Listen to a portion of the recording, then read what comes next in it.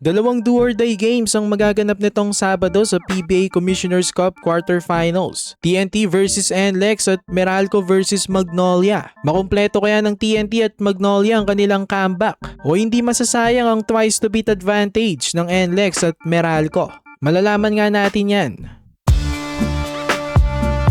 So delikado ang NLEX at Meralco. Ang mga twice to beat advantage nila pwede pang masayang kapag natalo sila nitong Sabado. Itong NLEX top seeded pa naman, 10-2 ang record, tas 1 loss na lang, season over na. Yung pressure ay nasa higher seeds na. Napakahirap ngang kalaban ng TNT at Magnolia sa isang do or die game. Mga veteran teams na to.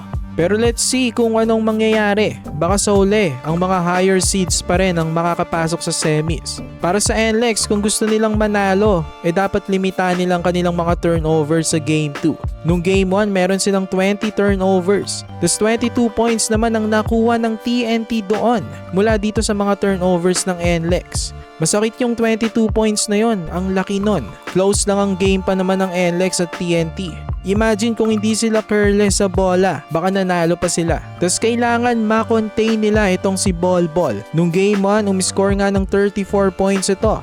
Para sa TNT naman, hindi lang pwede na aasa lang sila kay Bolbol. Kailangan ng local support. Gaya nung game 1, may 19 points si Optana, 15 points naman kay Pugoy at 14 points kay Castro. Sa game 2, kailangan total team effort ulit para sa TNT kung gusto nila maka-advance sa semis. So TNT NLEX do or die. Last game na nga kaya ni Bolbol sa Sabado? Imagine kung malaglag agad itong TNT. Parang sayang ang bayad nila dito kay Bolbol. Tas para sa PBA overall, medyo mawawala siguro ang hype ng mga fans. Kasi kada game, inaabangan talaga itong si Bolbol ngayong conference. Mas mataas ang ratings ng PBA ngayon dahil sa kanya. Sa Magnolia at Meralco, ganun din. Win or go home. Ito 50-50 ang nakikitaan ko dito. Kasi lately magandang nilalaro ng Magnolia. Tas swak sa kanilang import na si Chapman. Ganda ng chemistry ng team.